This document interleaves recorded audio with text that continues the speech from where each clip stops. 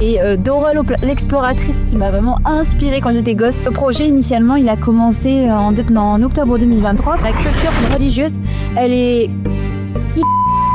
On était devenus une vraie famille, vraiment c'était incroyable, c'était une trop bonne expérience. Je pense que je vous le répéterai pas assez dans cet épisode. Je te dis, il faut que je profite un max. Donc t'oublies un petit peu tout ce qui est autour de toi. Enfin, je suis fière de moi. Et ça, c'est grâce à cette expérience-là. Coucou, c'est Andrea Jane et je te présente le podcast The Wildest Potential. Bonne écoute. Bonjour tout le monde, j'espère que vous allez tous et toutes très bien. Aujourd'hui, on se retrouve dans un nouvel épisode et un nouvel environnement. Je pense que vous l'entendez déjà de par le bruit de fond, mais également les clignotants qui pourraient arriver et le GPS qui pourrait causer à n'importe quel moment. Je suis bien en voiture. Et alors, ne vous inquiétez pas, je reste hyper attentive à la route et vigilante aux différents usagers qui sont devant moi, derrière moi, à côté, à droite, à gauche, et même les passantes s'ils veulent traverser. Voilà, je fais quand même hyper attention. Et donc aujourd'hui, j'avais envie de vous partager une expérience qui m'est arrivée il y a 2 ans maintenant et qui a été très très importante pour moi. C'est une expérience vraiment qui m'a enrichie, qui m'a fait grandir dans ma tête et aujourd'hui, je dirais que cette expérience, elle m'a apporté beaucoup et elle m'a un peu construite. Elle m'a un peu construite et toutes les leçons que j'en ai retenues et que je vais vous exprimer là aujourd'hui, ce sont des leçons que j'applique tous les jours, ou du moins j'essaie en tout cas de les appliquer chaque jour pour pouvoir essayer de tendre vers, je dirais, la meilleure version de moi-même. Pas la version la plus parfaite, la plus absolue, la plus absolument parfaite. La perfection absolue, voilà, c'est le mot que je cherchais, puisqu'elle n'existe pas, la perfection absolue, mais vers une version de moi qui a débloqué finalement son plein potentiel. Vous me suivez, j'espère. Non, vraiment, cette expérience, c'était vraiment quelque chose d'incroyable. Et c'est vrai que depuis le début de ce podcast, je vous dis que faire des expériences, c'est hyper important, c'est hyper enrichissant et ça aide et c'est la vérité, clairement. Alors en vrai, c'est vrai que pour être honnête avec vous, je vous ai raconté énormément d'expériences professionnelles jusqu'à présent, mais j'avais envie de vous raconter également des expériences un peu plus perso et c'est pour ça que je me suis dit que faire des épisodes comme ça un petit peu dans la voiture, je pourrais facilement vous partager les petites expériences, les petits événements, les anecdotes qui me sont arrivées sur ces 3 dernières semaines. Là, en l'occurrence, aujourd'hui, c'était il y a 2 ans déjà. Mais je me suis dit que ça pourrait être sympa. Et en plus, c'est vrai que, je fais attention à la route. Donc, je m'excuse déjà d'avance si à un moment donné, je perds un peu le fil de la discussion, je suis interrompue, je bégaye, etc. Je m'excuse d'avance, mais je me suis dit vraiment que c'était une manière d'être un peu plus spontanée avec vous, de vraiment être authentique et vous raconter de A à Z ce qui s'est passé, comment et les leçons que j'en ai vraiment retenues sans forcément avoir de script devant mes yeux ou même de script dans ma tête. Voilà, j'avoue qu'aujourd'hui j'ai un petit peu quand même réfléchi à ce que j'allais vous raconter, mais vraiment de manière un peu plus spontanée. Si je bégaye, excusez-moi. Non, vraiment, aujourd'hui, du coup, on discute ensemble, comme vous l'avez vu dans le titre, d'un Erasmus que j'ai effectué il y a 2 ans en Irlande. Donc en 2024, pour être précise, de août 2024 à janvier 2025. Mais la vérité, c'est que ce processus d'Erasmus, ce projet, qui s'est vraiment construit de A à Z depuis octobre 2023.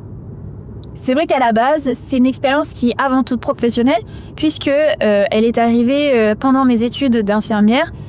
Le projet, initialement, il a commencé en octobre 2023, quand je suis rentrée en 2e année d'études d'infirmière. C'est vrai qu'à ce moment-là, en ce début d'année, on nous a déjà demandé de réfléchir un petit peu aux options qu'on voulait faire l'année suivante. Et moi, dans ma tête, je savais déjà que je voulais faire soit de l'humanitaire, soit partir à l'étranger. Et quand on m'a proposé de partir en Erasmus 6 mois dans un pays de l'Europe, puisque Erasmus, c'est essentiellement et strictement l'Union européenne, je me suis dit, en vrai, c'est ça que je veux faire. Alors, j'aurais clairement pu partir à Chypre, à Malte, en Lituanie, en Croatie, en Espagne, là où il fait beau, quoi. Sauf que partir 6 mois dans un pays où je ne parle pas la langue, c'est-à-dire le grec, l'italien, l'espagnol, etc., je vous avoue, c'était un petit peu compliqué parce que, déjà, bon, en vrai, avec des étudiants, c'est ok, parce que je pense que les étudiants parlent l'anglais. Enfin, ça dépend. Je crois qu'en Espagne, ils sont un peu nuls. Je crois qu'en Grèce, ils sont un petit peu nuls, mais voilà. Non, en vrai, ça aurait été quand même hyper compliqué parce que, franchement, rien que soigner des patients dans une nouvelle langue, parce que je pense pas que tous les patients parlent anglais, là, ça aurait été vraiment le point le plus difficile. Donc, comme je suis très bonne en anglais, je suis bonne en anglais, à ce moment-là, j'avais, je pense, un niveau B2, C1. Eh bien, je me suis dit, allez, on va aller en Irlande, on va renforcer ses compétences et ses compétences linguistiques en anglais. On va voir ce que toutes ces années d'études et d'Aurore l'exploratrice qui m'a vraiment inspirée quand j'étais gosse à parler en anglais, vraiment, toutes mes capacités, on va les mettre au challenge et on va voir si je suis capable de rester 6 mois dans un pays qui ne parle pas qui ne parle pas français. Et en vrai, tout roule, ça s'est super bien passé. Je vous avoue que j'aurais pu utiliser la carte de la facilité en allant en Belgique, mais voilà, c'est vraiment la carte de la facilité, c'était un peu trop facile à mes yeux. Puisque bon, la Belgique, je sais, ça parle un peu flamand, ça parle français, ça parle un petit peu également, je crois, hollandais, et un tout petit peu l'allemand. D'ailleurs, je suis une brêle en allemand, donc je ne serais pas allée en Allemagne non plus. Mais voilà. La Belgique, je pense que ça aurait pu être une bonne idée, mais j'avais vraiment envie de challenge. Et partir 6 mois en plus, il y avait qu'une seule autre fille qui voulait partir en Erasmus 6 mois. C'était une copine avec qui, du coup, je suis partie en Irlande. Et je me suis dit, en vrai, allez, let's go. Hein. Même si je la connais pas, c'est vrai que je la côtoyais pas du tout. On se croisait et tout dans les couloirs, on papotait vite fait. Et on avait déjà travaillé ensemble en TP et en TD. Mais on se côtoyait pas, on n'était pas dans le même groupe de potes, si je puis dire. Et vraiment, je me suis dit, ok, bon, je vais partir un petit peu à l'inconnu avec cette personne et on verra ce qu'il adviendra.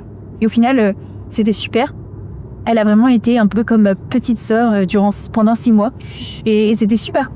Vraiment, c'était incroyable. C'était une trop bonne expérience. Je pense que je vous le répéterai pas assez dans cet épisode. Mais voilà. Donc bref, octobre 2023, du coup, je fais le choix de partir 6 mois en Irlande. Et après cette décision-là, tout l'engrenage de la paperasse, l'administratif, les échanges avec les professeurs d'Irlande, pas d'Angleterre du coup, d'Irlande et nos formateurs ici en France, tout cet engrenage de paperasse, etc. Ce processus se fait du coup de janvier 2024 à juillet 2024. Et en vrai, c'est vrai qu'il fallait balancer tout ça entre l'administratif, tout ça avec l'administration française pour les passeports, etc.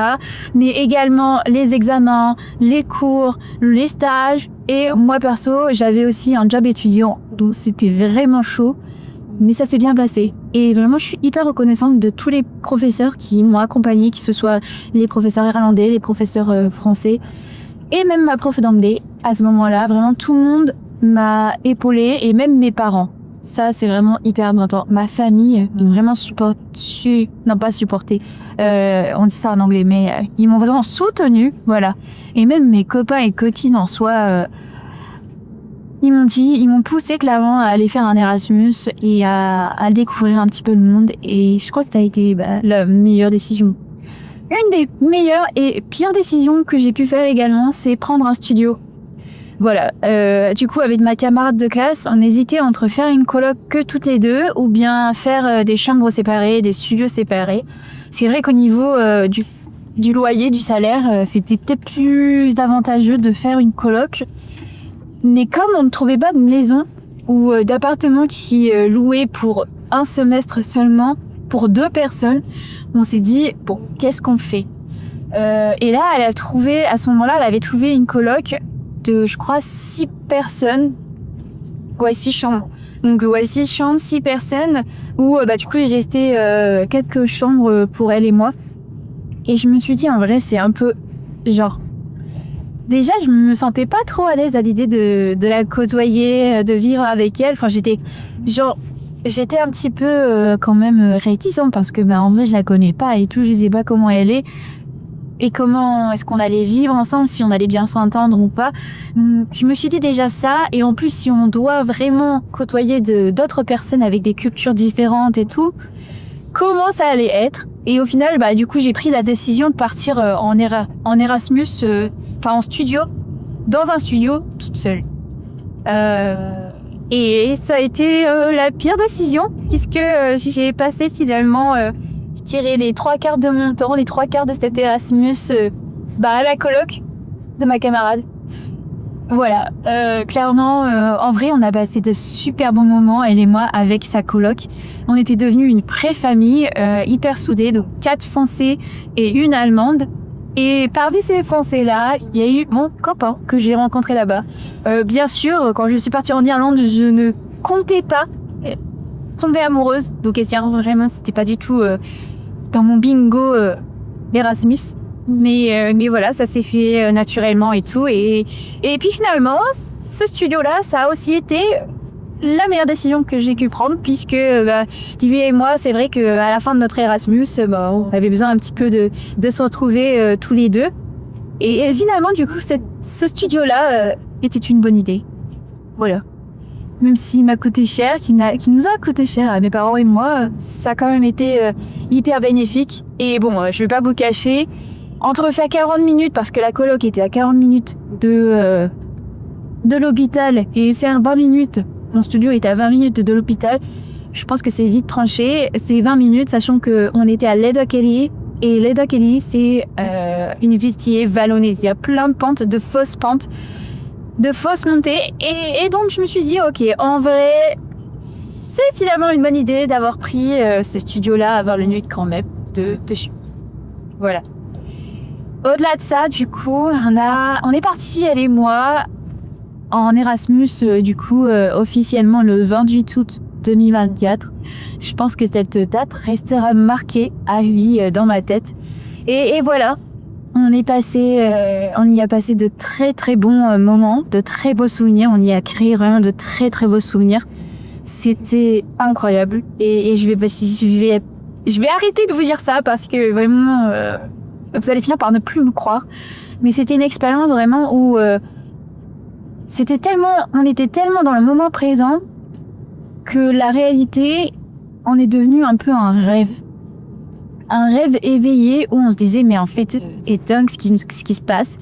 Et je pense que le fait d'y rester 6 mois, je te dis, il faut que je profite un max. Donc, t'oublies un petit peu tout ce qui est autour de toi. Enfin, clairement, comme on était dans un autre pays, j'ai oublié un peu ce qui était la France et tout ce qui se passait en France. Et je me suis vraiment focus que sur l'Irlande, mes copains en Irlande, ma vie en Irlande pendant 6 mois. Et j'ai eu l'impression de vivre un rêve éveillé. Et même là, aujourd'hui encore, j'en parle quand même avec un grand sourire, mais j'ai l'impression que c'était un rêve. Ce n'était pas réel. Alors que pourtant, j'en garde un souvenir en 3 dimensions, plusieurs souvenirs en 3 dimensions, et plusieurs photos et vidéos, et je garde même contact avec certaines personnes de mon Erasmus grâce aux réseaux sociaux encore. Et ça, vraiment, pour le coup, merci les réseaux. Mais... non, en vrai, c'était vraiment une superbe expérience et je regrette absolument pas de l'avoir fait. Et voilà, franchement, je vais pas vous étaler un peu mon Erasmus, tout ce que j'ai pu faire et tout. C'est hyper intéressant, hein, mais je pense que c'est pas le sujet de cet épisode. Après, si vous voulez vraiment savoir, moi j'avais fait plusieurs posts où on voit un petit peu tous les souvenirs que j'avais fait sur mon Instagram. Et au-delà de ça, en vrai, si vous voulez un épisode, dites et j'en ferai un avec plaisir. Mais ouais, Non, en vrai, c'était une trop bonne expérience. Et après, on est rentré officiellement, on est rentré pour les fêtes de fin d'année. Normalement, notre Erasmus continuait jusqu'à fin janvier. Sauf que on n'avait pas d'examen sur table, on n'avait rien à faire en Irlande au mois de janvier. Donc on s'est dit, au lieu de payer encore un autre billet, de retourner en Irlande pour ne rien faire, je suis rentrée en France. J'ai travaillé dans le supermarché à plein temps pendant un mois. Supermarché, notre job étudiant, comme je vous disais. Et au final, ça s'est super bien passé. Et après, j'ai repris les cours et j'ai été en stage en HAD, où finalement, j'ai eu un coup de cœur pour l'HAD et j'y travaille aujourd'hui. J'ai également eu quelques évaluations sur table. J'ai fait effectuer un stage en chirurgie cardiaque. Je me suis rendu compte que j'aimais bien la cardiologie, mais que je ne ferais pas de l'hôpital mon secteur de prédilection. Et voilà, j'ai eu mon diplôme, j'ai passé un superbe été et je continue de voir mon copain à peu près tous les 2 mois parce que lui et moi, on n'est pas dans le même pays, mais c'est grâce à lui que j'aime voyager et ça fait partie des petites leçons que j'ai envie de vous exprimer et de vous partager aujourd'hui. Et c'est ce qu'on va faire et voilà. Bon, alors littéralement la première leçon que j'ai envie de vous partager aujourd'hui, c'est l'idée de créer du lien, malgré les différentes cultures et les différences de langue. Clairement, je vais pas vous le cacher, l'Irlande, ça parle anglais, mais avec un anglais hyper prononcé. Enfin, je le comprenais quand je suis arrivée, mais ils ont des accents de fou. Oh, je vous jure, chaque comté, en fait, c'est un peu comme en France. Y a l'accent du Sud, l'accent toulousain, l'accent des ch'tis, l'accent breton, l'accent de la Bosse, bref. Et c'est pareil en Irlande. Genre vraiment, il y a tous les accents de chaque comté et ils sont tous différents les uns et les autres et ils sont tous hyper forts, hyper prononcés et du coup, d'une personne à une autre, tu vas avoir une prononciation qui est un peu différente, un ton qui est un peu différent et là, tu te dis bon. Hello. En fait, je viens d'arriver, je suis française, donc tout c'est bon, ok, le temps que je comprenne un peu et tout. En fait, je me suis vite adaptée à la langue parce que j'ai quand même une bonne oreille auditive, anglaise. Je suis quand même bonne en compréhension orale, mais c'est vrai que sur vos mots, j'étais en mode oh là là là là, slowly guys, slowly, doucement quand même. Et non, après, je pense qu'il m'a fallu à peu près 1 mois d'adaptation au niveau de la langue. Comme je vous l'ai dit, je suis passée d'un niveau B2 C1 au début de mon Erasmus à un niveau C1 C2. Je dirais pas que je suis bilingue parce que littéralement, mon copain est bilingue. Sa première langue maternelle, c'est le français. Sa langue principale qu'il utilise aujourd'hui au quotidien, c'est l'anglais. Donc lui, il est bilingue. Moi, du coup, à côté, je suis pas vraiment bilingue, mais je suis quand même fière de ce que je fais. Et là, dans quelques semaines, on part à Malte. Ou peut-être que si l'épisode sort après Malte, voilà. Je sais qu'en tout cas, je suis capable de me débrouiller et de parler en anglais dans n'importe quel pays. Et ça, c'est vraiment... je suis vraiment partie en Irlande pour apprendre à parler anglais et à prendre confiance en moi au niveau de mes capacités linguistiques. Et ouais, franchement, ça a été super cool. Je pense que, comme je vous disais, en 1 mois, grâce à plusieurs stages que j'ai pu effectuer en Irlande, en fait, en semestre, basiquement, il a été grosso modo, c'était 4 semaines de stage en médecine po / infectieuse, puis 4 semaines en chir de courte durée / médecine po, un peu le fourre-tout, et 6 semaines en hospice, donc en unité de soins palliatifs, un établissement dédié vraiment qu'aux soins palliatifs. Et donc sur le premier mois, vraiment, donc les 4 semaines de mon premier stage, j'ai découvert des patients avec des accents hyper forts, des patients qui ne parlaient que le gaélique, et je me suis dit, ouh là là, dans quoi je suis tombée. Et c'est ça aussi la différence de culture, c'est que vraiment, alors déjà, en Irlande, ils sont très très chrétiens. Et c'est vrai qu'il y a plein de petits rituels qui font que je n'avais pas forcément vu. Je n'ai pas forcément vu quand j'étais en France à l'hôpital et je suis même pas sûre que... si, je pense que ça existe. Des hôpitaux qui sont vraiment à fond dans la religion. Mais comme c'est un petit peu... c'est moins flagrant qu'en France. En France, on reste quand même très discret au niveau des religions et tout. Même à l'hôpital, on n'a pas le droit de porter de signes religieux. Alors qu'en Irlande, on a le droit. Les Irlandais ont le droit de porter, vous savez, les hijabs, des croix, vraiment tout signe d'appartenance à une religion. Les Irlandais ont le droit. Donc il y avait beaucoup de personnes de religion indopistes, si je puis dire. Je crois qu'on dit ça comme ça. De religion islamique, etc. qui osaient, puisqu'ils avaient le droit, de porter leur signe d'appartenance, si je puis dire. Enfin, vous m'avez comprise. Et vraiment, ça, par contre, en France, c'est complètement... Enfin, c'est pas interdit. On a le droit de porter, mais des toutes petites choses. Mais il y a certaines choses qu'on n'a pas le droit de porter. Il y a certaines choses en France qu'on n'a pas le droit de porter. Et ça, je trouve que c'était hyper dingue, la différence. Mais moi, la culture là-bas, la culture religieuse, elle est hyper importante. Et vraiment, j'ai appris, du coup, à respecter ça. Et aujourd'hui, c'est vrai qu'à domicile, les patients, ils font ce qu'ils veulent. Donc, les patients, ils font ce qu'ils veulent. Même nous, on fait un peu ce qu'on... Non, on fait pas ce qu'on peut, les soignants, en hôpital à domicile. Mais je trouve que c'est moins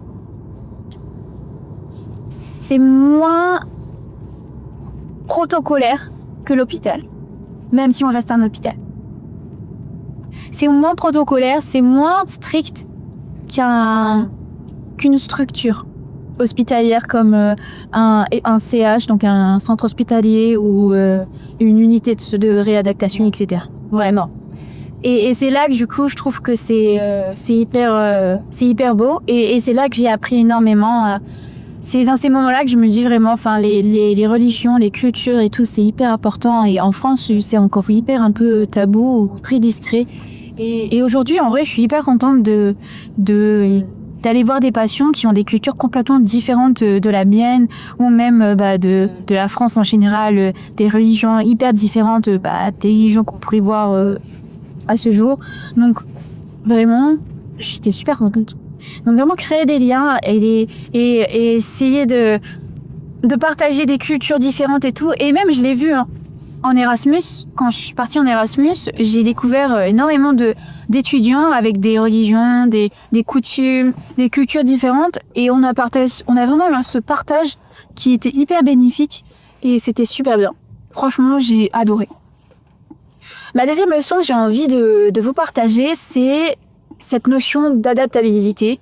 Et c'est complètement différent de l'adaptation, vraiment. L'adaptabilité, c'est clairement le fait de s'adapter à un nouvel environnement, à un nouveau milieu et à de nouvelles choses en fait. Et un nouveau pays, tout qu'on fait, parce que vraiment je suis partie en Irlande et ça fait un peu écho à ce que je vous disais juste auparavant, c'est que je me suis adaptée aux coutumes, aux religions, etc., à la langue. Et même à l'hôpital, je me suis adaptée clairement à la manière dont les Irlandais faisaient pour soigner, prendre soin de leurs patients. Et même en tant qu'étudiante, je suis devenue étudiante irlandaise le temps de 6 mois. Et je vous avoue que pour le coup, c'était très frustrant au départ parce que les étudiants irlandais infirmiers et même les étudiants en médecine, j'en voyais quelques-uns, on n'a pas le droit de pratiquer. On a juste le droit d'observer. Donc, donner des traitements, niet. Faire des soins du type réfection de pansement, réfection de perfusion, niet. On n'a pas le droit du tout. Et ça, vraiment, ça a été hyper frustrant parce qu'en plus, nous, c'était notre dernière année avec ma camarade de classe. Donc, on s'est dit, purée, on va perdre du temps et tout, on va pas savoir faire plein de choses. Et en fait, moi, personnellement, ça m'a grave aidée parce que j'ai clairement appris de nouveau à faire des soins de nursing, donc des toilettes, des soins de bouche, nourrir les personnes âgées, les nourrissons, etc. Vraiment, j'ai appris à faire ça. Et j'ai réappris parce que c'est vrai que j'étais pas du tout à l'aise dans l'idée de faire tout ça et ça m'a fait du bien j'ai eu une piqûre de rappel, mais une grosse piqûre de rappel sur comment prendre soin vraiment de A à Z, faire les soins de bouche, des massages, des PE, enfin, Scar et tout. Et c'est vrai que du coup, grâce à cette expérience en Irlande, ce stage et tout, je suis passée d'une aide-soignante pas très bonne à assez médiocre à vraiment, je savais pas que je suis une bonne aide-soignante, mais je suis quand même mieux que ce que j'étais auparavant. Enfin, si je suis bonne aide-soignante, je suis pas l'aide-soignante panquette, quoi. Et je suis quand même moins bien qu'une vraie aide-soignante. Qui est diplômée, il y a du bagage et tout. Et même une aide-soignante qui vient de sortir de son diplôme, quoi. Enfin, en tout cas, je suis quand même fière de ce que je fais aujourd'hui, de tous les soins de nursing que je peux prodiguer. Je suis fière de moi. Et ça, c'est grâce à cette expérience-là. Et j'ai appris à m'adapter vraiment de A à Z et à manger un petit peu comme les Irlandais, clairement, parce que tout ce qu'on mange en France, c'est-à-dire le fromage, bon, moi, j'avoue que le fromage de chèvre, c'était vraiment un truc que mes copains et copines, ils en raffolent.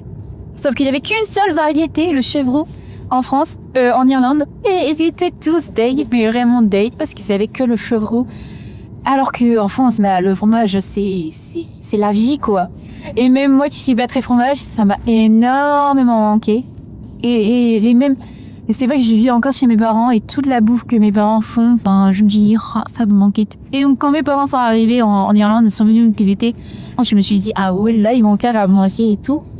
Comme à la maison, et ça va être nickel. Et vraiment, j'en ai profité pendant une petite semaine. C'était trop bien, vraiment. La troisième leçon que je retiens vraiment de cet Erasmus, c'est clairement sortir de ma zone de confort. Et alors vraiment, je suis sortie de ma zone de confort. Je suis partie dans un autre pays à, je dirais, 2000 km, je pense. Je sais pas trop, en vrai, je vous dis bêtises certainement, mais je suis vraiment partie dans un autre pays, sans ma famille, sans mes amis. Et je suis allée vraiment à l'inconnu. Je suis vraiment sortie de cette zone de confort où clairement je savais pas trop où aller, c'était l'inconnu. J'étais vraiment en mode survie, quelle compétence va me servir, quelle compétence ne va pas me servir, et au final en fait j'ai vraiment grandi et je suis rentrée dans cette zone de croissance et c'était vraiment stipendifiant. Il y a un épisode que j'ai très très envie de vous faire, c'est passer de la zone de confort à la zone de croissance. Et toutes les étapes un petit peu clés. Et je pense que du coup, je vous en reparlerai avec cet épisode-là. Mais vraiment, c'était super. Et c'était hyper enrichissant. Et aujourd'hui, je sais que voilà, quand je sors un peu de ma zone de confort, je suis pas trop à l'aise. Mais je sais que grâce à cette expérience d'Erasmus en Irlande, je sais que voilà, peu importe où je vais, que je ne connais pas, l'inconnu clairement, je sais que je suis capable de me débrouiller. Et par exemple,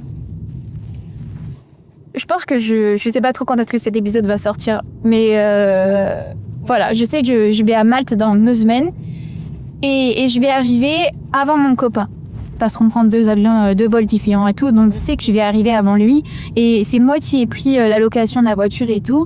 Et en fait là clairement, je sais que je vais sortir de ma zone de confort parce que déjà je vais communiquer dans un nouveau pays que je ne connais pas en anglais et en plus de ça, je vais faire des choses que je n'ai jamais fait, c'est-à-dire louer une voiture. Prendre la responsabilité de mettre un crédit, une caution d'un montant exorbitant, etc. Vraiment, bref, je sais que je vais complètement sortir de ma zone de confort et ça m'a un peu stressée. Et mon cowboy m'a rassuré en me disant mais c'est bon, tu sais te débrouiller, t'es hyper forte. T'inquiète, ça va le faire. Et en vrai, je suis rappelée du coup de tout ce que j'avais fait en Irlande.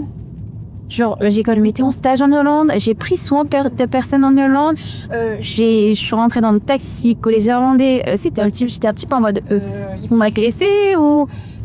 Non, en vrai, clairement, je suis sortie de ma zone de confort tellement de fois en Irlande que je me dis, en fait, je suis capable de faire des choses aujourd'hui. Et en vrai, du coup, voilà. À chaque fois que je pars un peu dans l'inconnu, que j'ose pas faire des choses, je me rappelle que tout ce que j'ai fait en Irlande, et je me dis, pas ça. J'ai quand même fait tout ça en Irlande, donc je suis capable de le faire en France, en Belgique, à Malte, en Hollande, en Norvège. Donc voilà. Et ça, c'est vraiment grandissant. Et c'est là que je me dis, voilà, je suis vraiment passée de cette zone de confort, de cet inconnu, à quelque chose à cette zone de croissance où je suis dans l'inconnu, je suis dans l'inconfort, mais c'est ok. Et même si j'ai peur, c'est ok.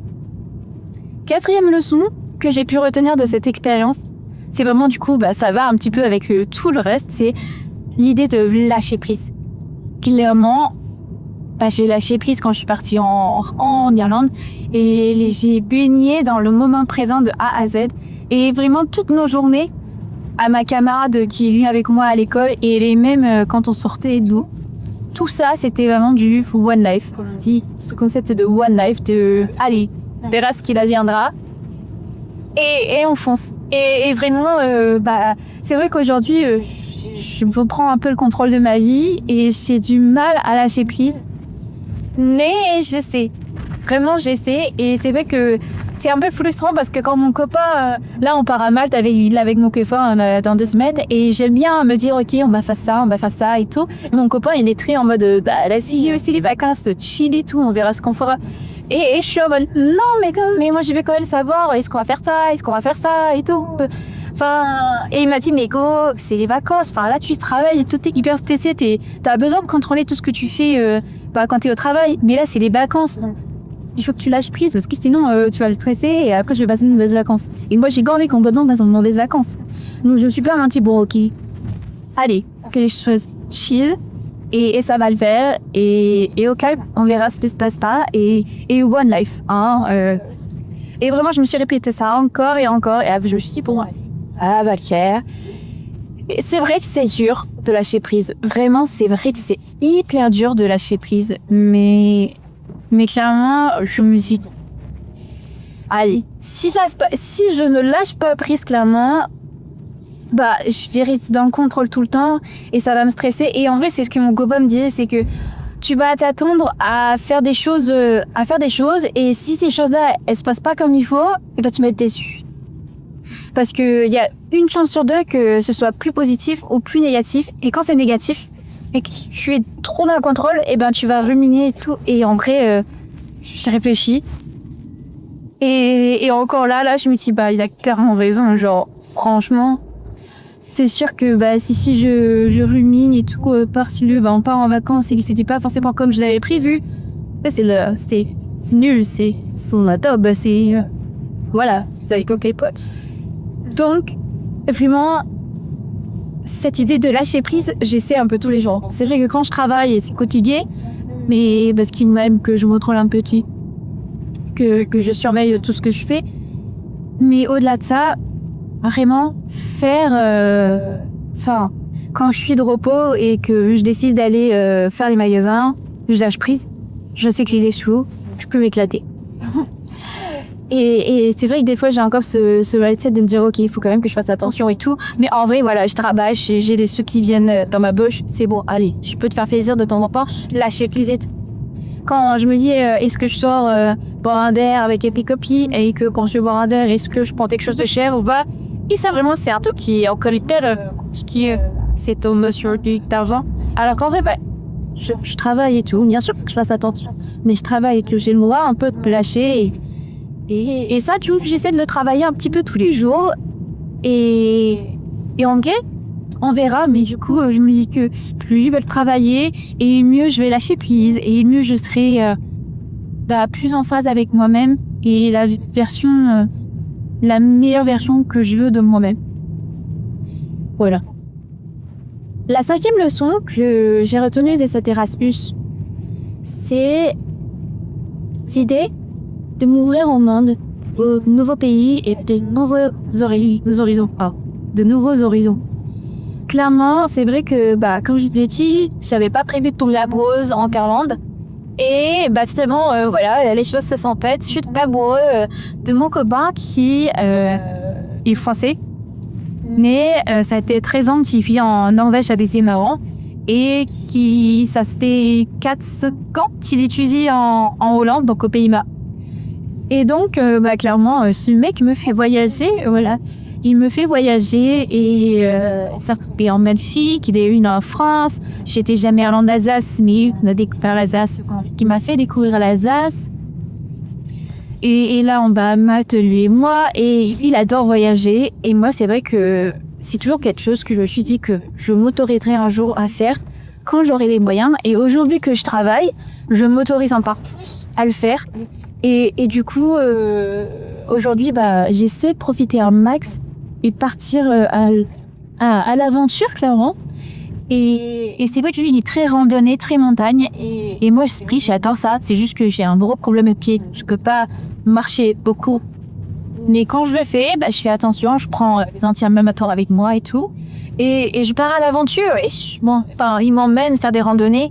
Et même avec mes parents, quand on partait en vacances en Palouse, c'est beaucoup de randonnées. On allait à la plage et tout, avec la grand-mère et tout. Et c'est vraiment un truc que j'apprécie faire. Et que j'ai envie de continuer de faire. J'ai envie de voyager, de partir à l'aventure.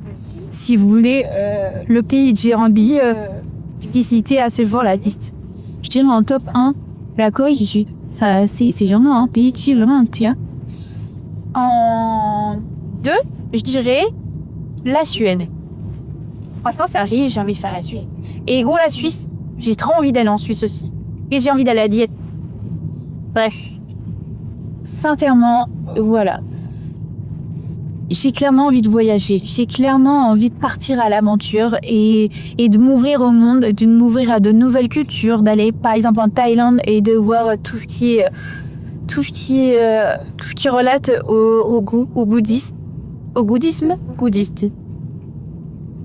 Ouais.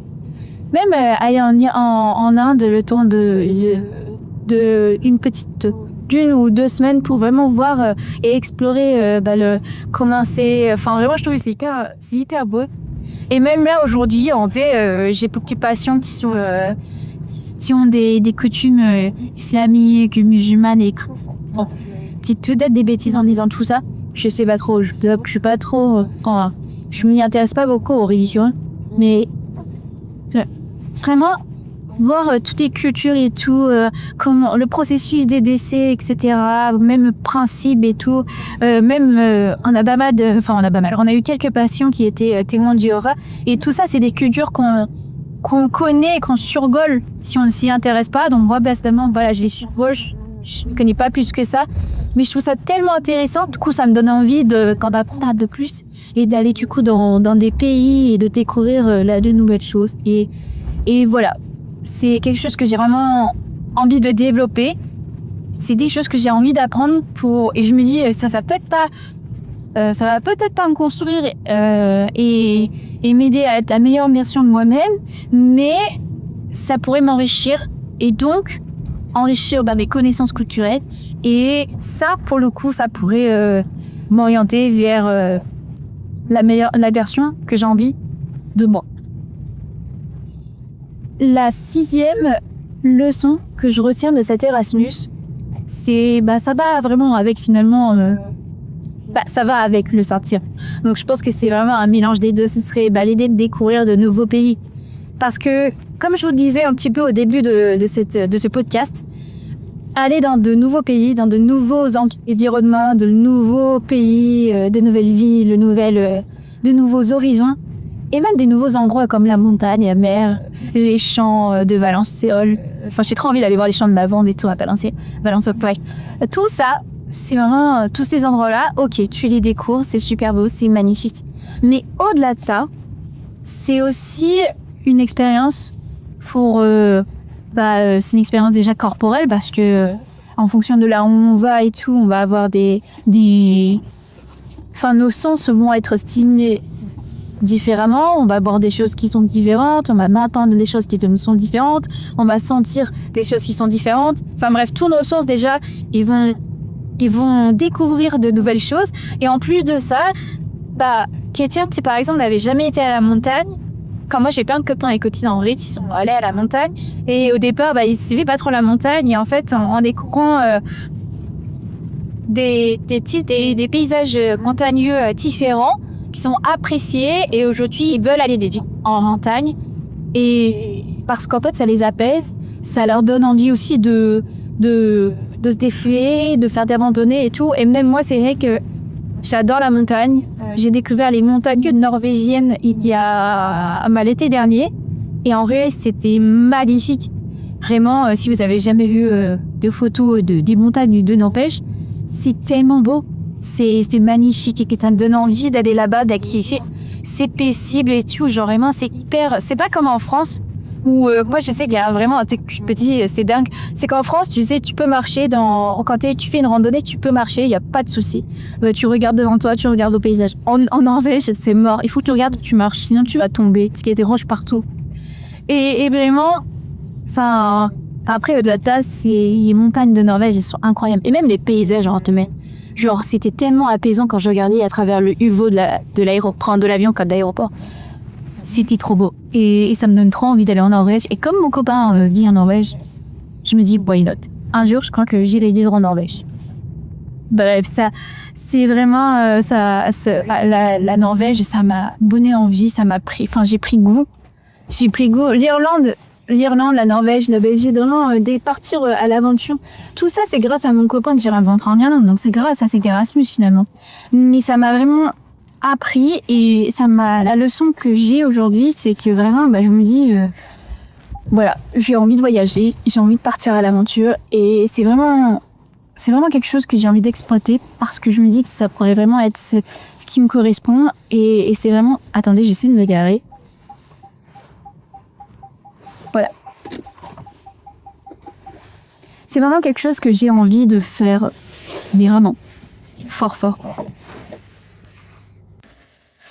Pour finir, ma dernière leçon que j'ai envie que vous reteniez de cet Erasmus, de mon Erasmus, de mon expérience personnelle, je dirais que je pense que ça va de soi, ça va avec tout ce que j'ai raconté. C'est finalement, je dirais, la leçon finale à tout ça, c'est cette confiance en moi et en mes capacités que j'ai débloquées.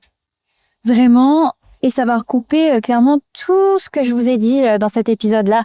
C'est que grâce à cette expérience d'Erasmus, j'ai eu l'opportunité de rencontrer de nouvelles personnes et je suis sortie de cette zone de confort, des copains que j'ai l'habitude de voir depuis des années et des années, de ma famille qui finalement est ma famille. J'ai vraiment rencontré de nouvelles personnes. J'ai utilisé une nouvelle langue que je maîtrisais pas à 100%. Je suis allée dans un autre pays et tous ces éléments-là m'ont poussée à être la meilleure version de moi-même et m'ont donné clairement confiance en moi. Et c'est vrai que aujourd'hui, déjà mon copain que j'ai rencontré là-bas, c'est un très bon souvenir en 3 dimensions qui m'aide chaque jour aussi à être plus consciente de moi-même, à vraiment prendre confiance en moi. Et d'ailleurs, c'est aussi grâce à lui et à son soutien que je sors cet épisode-là, que j'ai créé ce podcast. Mais c'est aussi de par toutes ces expériences que j'ai pu vivre, de par cet Erasmus,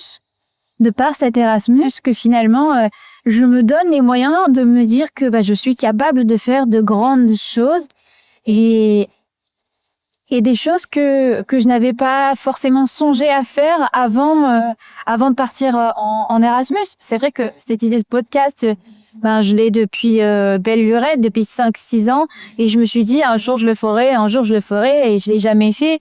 Et aujourd'hui, comme c'était dans mon premier épisode justement, c'est que c'est pas forcément, être infirmière, j'adore le faire, mais c'est pas forcément ce que je tends à faire toute ma vie. Et du coup, quand j'ai commencé ce podcast, en fait, je me suis éclatée. Et alors aujourd'hui, c'est vrai que j'ai pas grand monde qui écoute encore ce podcast, mais comme je vous le disais, c'est vraiment pour moi des souvenirs, c'est vraiment pour moi un moyen de créer une petite capsule d'audio à chaque fois et ensuite d'en profiter dans 10-15 ans quand je voudrais réécouter ces épisodes-là, ces audios et me dire ah ouais je racontais pas que des bêtises ou je racontais des bêtises et en tout cas j'ai appris énormément et aujourd'hui je suis la personne que je suis et tout ça c'est grâce aux expériences que j'ai vécues et à cette expérience de podcast et vraiment je sais que du coup tous les jours j'en apprends un peu plus ce qui permet d'améliorer mes compétences, mes capacités, ma culture et donc de prendre confiance en moi puisque j'enchaîne, j'apprends, je maîtrise et vraiment je me permets d'être confiante Et c'est vrai que la confiance que j'avais il y a 3 ans, n'est pas du tout celle que j'ai aujourd'hui. Et je suis extrêmement fière de la personne que je suis, du coup, aujourd'hui. Et je sais que dans quelques années, je serai encore plus fière de moi. Et tous les matins, clairement, je me dis que je suis capable vraiment de faire de grandes choses extraordinaires. Et ça me booste vraiment à donner le meilleur de moi-même. Et chaque jour aussi, je me dis que je suis vraiment au bon endroit, au bon moment, là où il faut.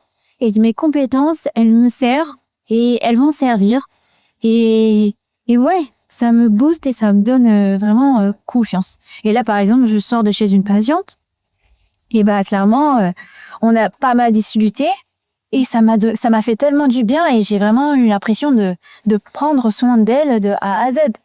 Et d'ailleurs, en Irlande, comme je ne faisais pas beaucoup de soins techniques, vu que bah, j'étais une étudiante irlandaise finalement, le temps de 6 mois, et bah, je faisais énormément de soins de nursing et j'ai renforcé mes capacités relationnelles. Mais mon relationnel, il a complètement changé quand je suis rentrée d'Irlande et que je suis venue en France.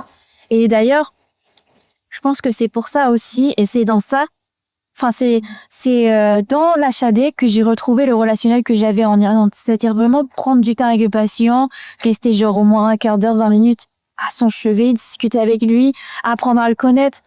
Et ça, vraiment, on n'a pas le temps de le faire à l'hôpital. Alors que à domicile, on prend le temps. Et parce que, enfin, je pense qu'on peut le faire en tant qu'aide-soignante. En tant qu'infirmière, c'est difficile. Et vraiment, je suis hyper reconnaissante de tout ce que j'ai pu vivre en Irlande et de tout ce que l'Irlande a pu m'apporter et de toutes les personnes que j'ai rencontrées là-bas. Et c'est vrai que il y a encore quelques mois, bah, j'ai envoyé des mails à mes formatrices en Irlande pour leur expliquer que du coup j'étais diplômée, que j'avais choisi la voie des soins palliatifs parce que c'est grâce aux stages qui m'ont offert, que du coup bah je fais ce que je fais aujourd'hui. Et elles étaient super contentes d'avoir mes nouvelles et elles m'ont dit que un jour si je revenais en Irlande, qu'il fallait que j'aille les voir. Et en vrai, bah j'y songe. Je me dis déjà, c'est un must avec mon copain, c'est que dans les 5 prochaines années, après notre Erasmus, donc là ça fait déjà 2 ans, on était censé retourner en Irlande. C'est pas encore au programme, je sais pas quand est-ce qu'on va le faire, mais bon, je suis pas sûre qu'on le fasse. Mais voilà, je me dis que j'espère qu'on va le faire et qu'on ira, peut-être pas qu'on y retournera à Letterkenny, là où on a vécu pendant 6 mois, mais très certainement très certainement qu'on retournera en Irlande et je retrouverai un petit peu ce que j'ai vécu là-bas le temps de quelques mois.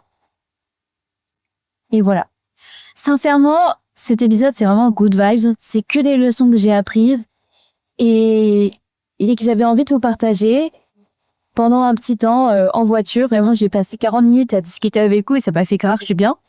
Et j'adore ce concept-là en voiture. Donc, je pense que je vais le refaire plus souvent. Et en vrai, j'ai envie que vous reteniez de cet épisode, même si vous ne partez pas en Erasmus. Et en vrai, si vous êtes encore en cursus scolaire, faites-le. Partez en Erasmus, partez dans un autre pays, puisque vraiment c'est super bien. Et ça va unlock des tas et des tas d'opportunités pour vous. Moi, clairement, si j'étais pas partie en Irlande, bah, je sais que j'aurais pas potentiellement l'envie et les opportunités d'aller travailler dans d'autres pays étrangers parce que bah du coup mon copain est à l'étranger.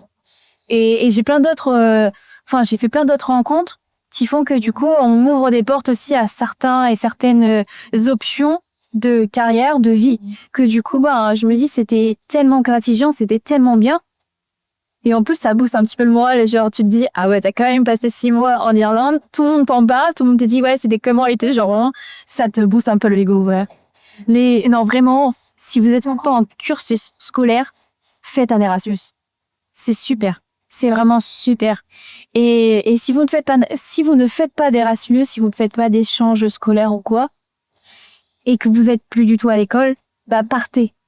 Allez découvrir le monde, voyagez si vous avez, si vous pouvez, si vous avez les moyens, qui faites-le clairement parce que vous allez voir que, vous allez découvrir des choses qui sont incroyables et vous allez en apprendre énormément sur vous.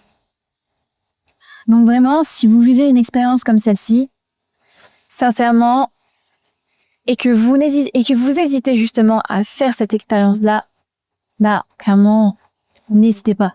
Partez. Vraiment, c'est la meilleure chose à faire. Sortez de votre zone de confort et rappelez-vous quand même que même si vous avez peur, même si vous sortez de cette zone de confort, rappelez-vous que vous n'avez pas besoin d'être prêt. Partez. N'attendez pas le dernier moment, n'attendez pas le regret, n'attendez pas d'avoir tel ou tel âge pour partir. Non. Partez et sachez que vous avez juste besoin d'être curieux. Vraiment. Vous avez besoin de curiosité et de partir à l'aventure et d'être spontané et authentique. Voilà. J'espère que cet épisode vous a plu. Ok, encore une fois, je sais qu'il était un petit peu long, mais c'était only good vibes. Et voilà. Je vous souhaite une très belle journée ou une très belle soirée, une très belle semaine, peu importe. N'hésitez pas à partager ce podcast et cet épisode à un ou une amie qui partirait en Erasmus ou faire un échange scolaire ou je ne sais trop quoi. N'hésitez pas à publier un petit commentaire et surtout, écoutez, vous pouvez vous abonner au podcast sur toutes les plateformes d'écoute et également sur les réseaux sociaux. Si vous voulez voir aussi un petit peu ce que j'ai pu faire en Irlande, ça vous intéresse, vous pouvez me demander si vous partez en Irlande. À Letterkenny aussi, surtout. Et au-delà de ça, sinon, si vous voulez quand même voir un petit peu ce que j'ai fait, vous pouvez aller sur mon Instagram. Il y a plein de petits posts tout mignons, tout cute. C'est des petits carousels. J'ai adoré les faire et j'ai pas vraiment le temps de prendre le temps d'en faire. Mais en vrai, ça me manque. C'est comme faire un peu de scrapbooking, mais digital. Et vraiment, donc, n'hésitez pas à regarder. Et sinon, voilà. Je vous souhaite, comme je vous disais, une bonne journée ou une bonne soirée. Prenez soin de vous. Et voilà. Plein de bisous. Et on se repart très vite. Ciao, bye bye.